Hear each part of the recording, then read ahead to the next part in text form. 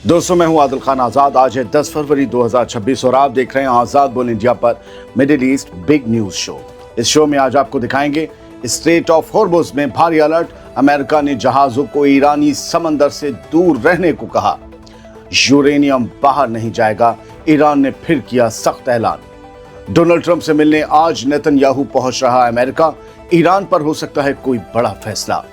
गजा में लोगों की वापसी जारी, मगर एंट्री का दरवाजा अब भी आधा बंद। गजा में इंडोनेशिया भेजेगा 8,000 फौजी, लेकिन मकसद हिफाजत या फिर कुछ और अल कसाम ब्रिगेड के नए अबू उबैदा का आया बयान, इसराइल के एजेंट्स के खात्मे का किया ऐलान। शुरुआत करते हैं इस शो की। बस आपके सवालों का जवाब एक ही लाइन में, कुछ पर्सनल काम की वजह से देर से शो आया। अमेरिका ने अपने कमर्शियल जहाजों को साफ हिदायत दे दी है कि ईरान के समुद्री इलाकों से जितना दूर रह सकते हो रहो।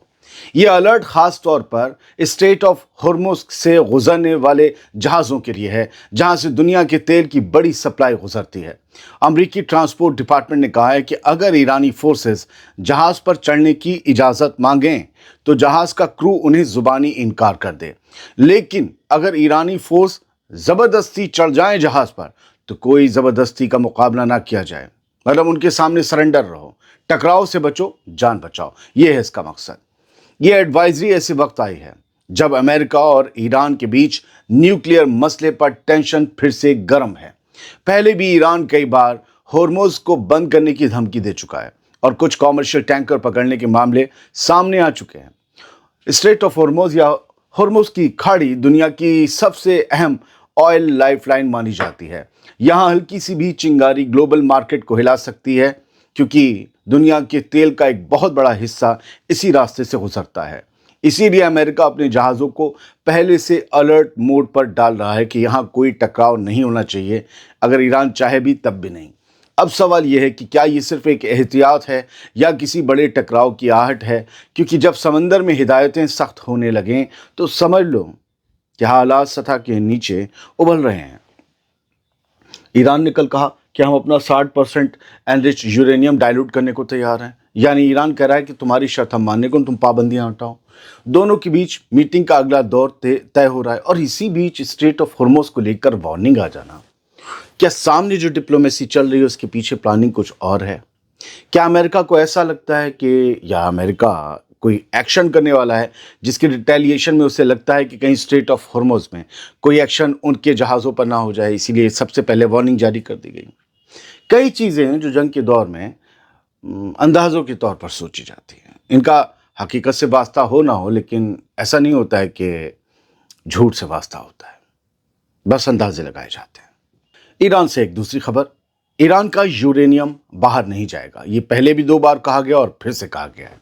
ओमान में अमेरिका के साथ हुई न्यूक्लियर बातचीत में ईरान से एनरिच्ड यूरेनियम बाहर भेजने का मसला एजेंडा पर नहीं था, ये साफ कहा है ईरान की एटॉमिक एनर्जी ऑर्गेनाइजेशन के चीफ मोहम्मद इस्लामी ने, जिन्होंने ऐसी रिपोर्ट्स को सीधा रद्द कर दिया। 9 फरवरी की रात मोहम्मद इस्लामी ने कहा कि कुछ मुल्कों ने मदद के लिए अलग अलग प्रपोजल ज़रूर दिए थे। उन्होंने रूस का नाम नहीं लिया जिसने कहा था अपना यूरेनियम हमें दे दो। तो मोहम्मद इस्लामी कहते हैं कुछ मुल्कों ने प्रपोजल दिए थे न्यूक्लियर को लेकर, यूरेनियम को लेकर, लेकिन अमेरिका और ईरान की मीटिंग में यूरेनियम ट्रांसफ़र पर कोई बात नहीं हुई। यानी ईरान अपनी न्यूक्लियर मटेरियल लाइन पर अभी भी पीछे हटने के मूड में नहीं है। जब उनसे 60% एनरिच्ड यूरेनियम को डाइल्यूट करने पर सवाल हुआ तो इस्लामी ने साफ कहा यह तभी होगा जब ईरान पर से सारी पाबंदियां, सारे सैंक्शंस हटा लिए जाएं। मतलब ईरान ने फिर वही पुरानी डील की लाइन दोहरा दी, पहले पाबंदियां खत्म हो, फिर न्यूक्लियर मसले पर रियायत मिलेगी, गिव एंड टेक। कुल मिलाकर मैसेज सीधा है, स्ट्रेट बिल्कुल। ईरान बातचीत कर रहा है मगर अपने न्यूक्लियर कार्ड को टेबल से हटाने को तैयार नहीं है। अब देखना यह है कि अमेरिका इस सख्त पोजीशन को डील की शुरुआत मानेगा या डेडलॉक की, देखेंगे। दोस्तों, इस्राएली प्राइम मिनिस्टर बेंजामिन नेतन्याहू आज अमेरिका जा रहा है और वॉशिंगटन में वो सीधे अमेरिका के सदर डोनाल्ड ट्रंप से मीटिंग करेगा और यहाँ दोनों लीडर्स ईरान के साथ चल रही न्यूक्लियर बातचीत पर पूरी स्ट्रेटजी सेट करेंगे। यानी ये कोई सिंपल मुलाकात नहीं है, बल्कि आगे क्या करना है उसका फैसला करने वाली बैठक है, मुलाकात है। इमरजेंसी में जा रहे हैं नेतन्याहू। इस मीटिंग को इसराइली अफसर स्ट्रेटजी शेपिंग सेशन बोल रहे हैं। मतलब बात सिर्फ बातचीत की हालत दुश्मन को देखने तक नहीं रहेगी, बल्कि अगर डिप्लोमेसी टूट गई तो अगला स्टेप क्या होगा ये भी खुलकर इसी टेबल पर आएगा। सबसे बड़ा मुद्दा यह है कि अगर अमेरिका ईरान की बातचीत फेल होती है तो मिलिट्री ऑप्शन कितना रियल है, कैसे यूज होगा, और उस हालत में इसराइल अमेरिका की जॉइंट लाइन क्या होगी, ये सब कुछ ट्रंप और नेतन्याहू की इस मुलाकात का एजेंडा है। इसराइल चाहता है कि किसी भी मुमकिन डील में सिर्फ न्यूक्लियर मसला नहीं बल्कि ईरान की मिसाइल पावर और उसका पूरा रीजनल नेटवर्क जैसे हाउथीज और हिजबुल्लाह वगैरह ये सब भी शामिल हों, क्योंकि इसराइल के लिए डर सिर्फ ईरान का यूरेनियम नहीं है बल्कि पूरा स्ट्रेटजिक बैलेंस है।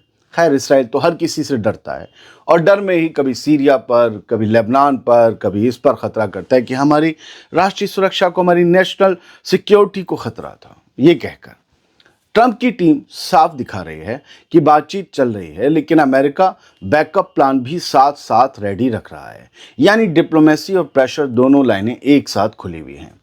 पूरी तस्वीर ये बता रही है कि ये मीटिंग सिर्फ अपडेट लेने के लिए नहीं बल्कि रास्ता तय करने के लिए है।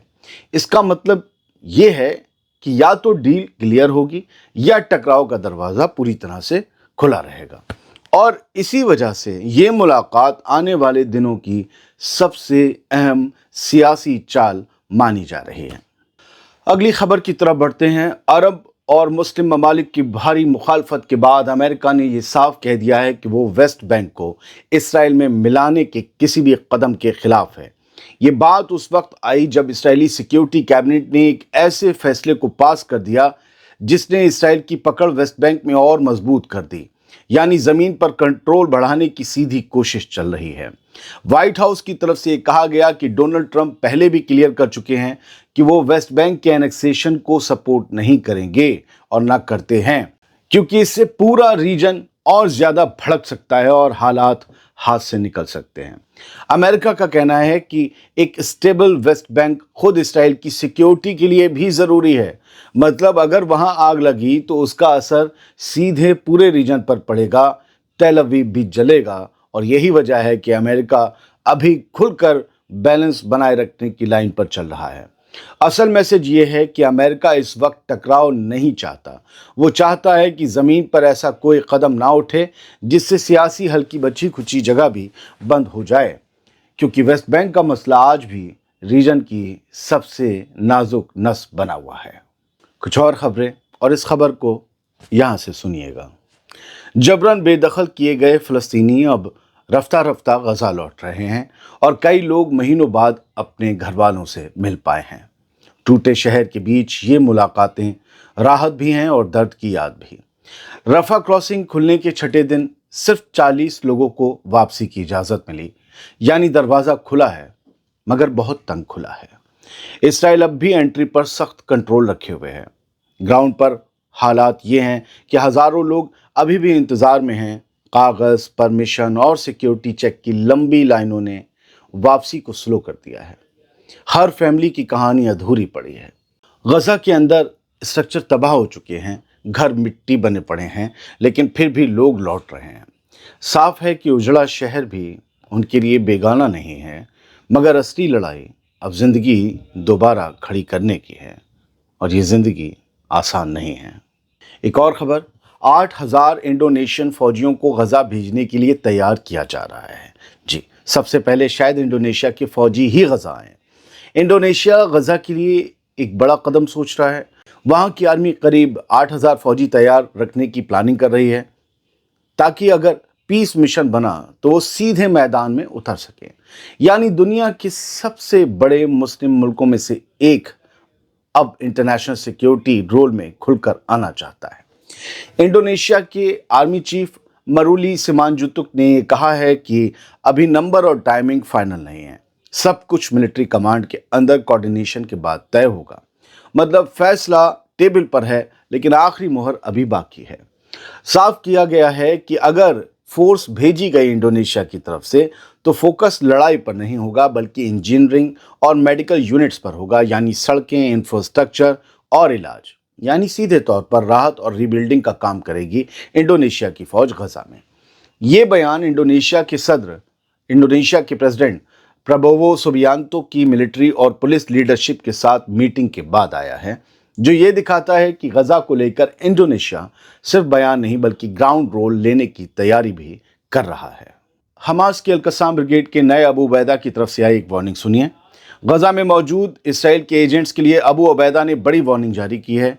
गजा में अल-कस्साम ब्रिगेड के स्पोक्समैन अबू उबैदा ने सीधा ऐलान किया है कि इसराइल के लिए काम करने वाले मुखबिरों का अंजाम मौत और पूरी तरह खात्मा होगा और ये सज़ा फ़लस्तीनी आवाम खुद देगी, दुश्मन उन्हें बचा नहीं पाएगा।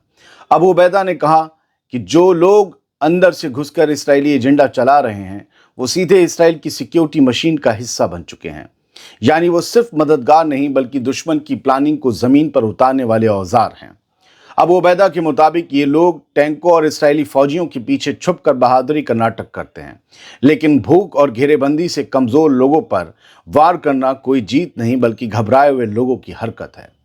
अबू उबैदा ने ये साफ कहा कि जो लोग रेजिस्टेंस के लड़ाकों का पीछा कर रहे हैं, यानी ये एजेंट्स या सिविल लोगों को निशाना बना रहे हैं, उनके लिए ज़मीन तंग होती जाएगी और आखिर में उन्हें अपने ही लोगों के गुस्से का सामना करना पड़ेगा। दो तीन यहाँ से हेडलाइन सुन लीजिए। इराक ने सद्दाम हुसैन के एक पुराने साथी को फांसी दे दी है। इराक में मौजूदा दौर में आपको पता है शिया अल सुडानी की हुकूमत है। उनकी हुकूमत ने सद्दाम हुसैन के एक बहुत ख़ास को फांसी दी है और इस ख़ास पर यह इल्ज़ाम था कि उसने 1980 में कुछ लोगों को कत्ल किया था और एक शिया जो है फ़िरके के मजहबी रहनुमा थे, बाकिर अल सद्र, काफ़ी मशहूर नाम थे, इनको भी इसने मौत की सज़ा दी थी, जिसकी वजह से अब इस शख्स को फांसी दे दी गई है। और जो है इन पर ये इल्ज़ाम बहुत पहले से था, सब कुछ चल रहा था, केस वगैरह। इनका नाम है सादोन साबरी अल कैसी और इसको अब ये सज़ा दी गई है। काफ़ी बूढ़ी उम्र के 80-80 साल के हो गए और लेकिन फिर भी इन्हें फांसी दे दी गई सद्दाम के साथ। अब देखिए उस दौर में सब कुछ सही नहीं हो रहा था, इस दौर में भी सब कुछ सही नहीं हो रहा। किसी दौर में सब कुछ सही नहीं होता है। कोई हुक्मरान नहीं होता है जिसके तख्त के नीचे बेकसूरों की लाशें नहीं होती। वो तख्त होता ही बेकसूरों की लाशों पर है। तो जो कल हुआ था उसका इंसाफ हो रहा है, जो आज हो रहा है उसका इंसाफ कल होगा। ये सब चीज़ें चलती ही रहती हैं। और माहिदीन की एक हेडलाइन देख लीजिए। सूडान में ड्रोन स्ट्राइक्स लगातार हो रही हैं और ये बताया गया कि पिछले 2 हफ्तों में 190 लोग मारे गए हैं। यूएन ने इस पर लेकर बड़ी फिक्र जाहिर की है और करीब इन हमलों में 140 लोग ज़ख्मी भी हुए हैं। और अब ये लगातार आरएसएफ के ऊपर इल्ज़ाम लग रहा है कि वो लोग जो जान बचाकर भाग रहे हैं जंगज़दा इलाकों से, उन भागने वालों पर उनको पीछा करके उनके ऊपर आरएसएफ हमला कर रही है। लेबनान की खबर है लेकिन ईरान का टच है।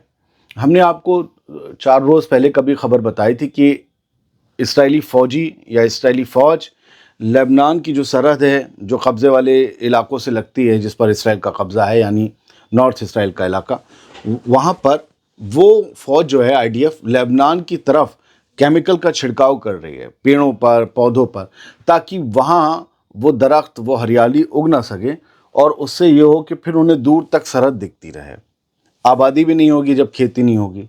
तो इसको लेकर ईरान ने बड़ा सख्त बयान जारी किया है और कहा है कि टॉक्सिक सब्सटेंसेस को स्प्रे करना लेबनीज़ इलाकों में, लेबनान के खेतों में, बागात में, ये सीधे सीधे वॉर क्राइम है। जहरीले जो आपके केमिकल्स हैं इनको आईडीएफ जो है वो छिड़क रही है लेबनानी ज़मीनों पर और इसी को लेकर ईरान ने इसे वॉर क्राइम बताया है।